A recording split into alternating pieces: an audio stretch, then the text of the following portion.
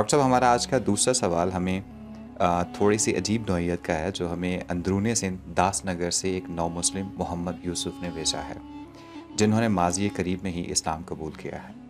وہ کہتے ہیں، ڈاکٹر صاحب السلام علیکم، میں نے کچھ مسلمانوں کے ٹوائلٹس کے دروازے کے باہر اور باتھ روم کے دروازے پر اندر والی سائڈ پر ٹوائلٹس میں کچھ مقدس قرآنی آیات لکھی ہوئی دیکھی ہیں۔ یہ چونکہ پاک اور مقدس کلام ہے تو ایسی ناپاک جگہ پر کیوں کر لگایا گیا ہے، اور آتے اور جاتے ہوئے یہ کلام پڑھنا کیوں کر جائز ہے؟ اس وقت کس طرح کی دعا یا آیات پڑھی جاتی ہیں اور کیوں؟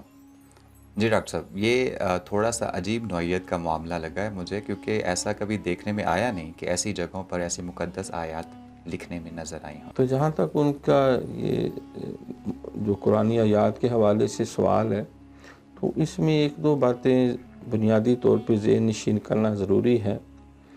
پہلے نمبر پہ یہ کہ قرآن مقدس بلا شک و شبہ اللہ کی کتاب ہے۔ بے شک۔ الرحمن علم القرآن،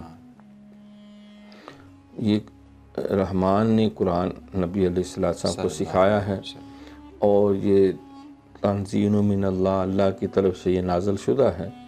یہ آخری الہامی کتاب ہے، اور اللہ تعالیٰ کی نظر میں اس کی بہت زیادہ اہمیت ہے۔ تو جو بھائی نے سوال کیا ہے کہ لیٹرین کے اندر یا باہر، کیونکہ وہ نو مسلم ہے، ہو سکتا ہے وہ قرآن کی آیتیں نہ ہوں، تو اس اعتبار سے ہو سکتا ہے انہیں مغالطہ لگا ہو۔ ادروائز جو ہے یہ مسنون ہے کہ جب آپ واش روم کے لیے جائیں رفع حاجت کے لیے، تو اللہم انی اعوذ بک من الخبث والخبائث، یہ باہر ہی پڑھ لو اور بایاں قدم داخل کرو۔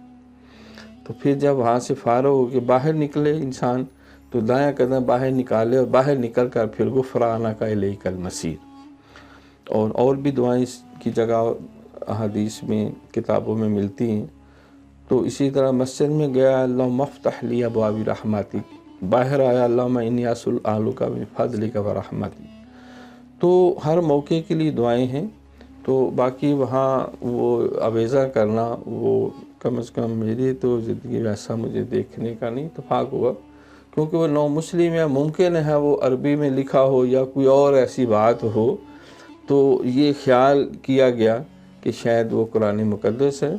اگر کوئی کسی نے غلطی سے ایسا کیا تو ان کو سمجھانا چاہیے بے شک، کہ قرآن مقدس جو ہے اللہ کا پاک کلام ہے، بے شک۔ تو اس کا احترام کرنا، اور ایسی جو بدبودار یا ناپسندیدہ جگہ ہے تو وہاں جو ہے وہ اس کو لگانا، یہ بے حرمتی میں نہ آ جائے۔ جس قدر ہو سکے انسان اللہ تعالیٰ کے کلام سے پیار بھی کرے اور اس کا احترام بھی کرے۔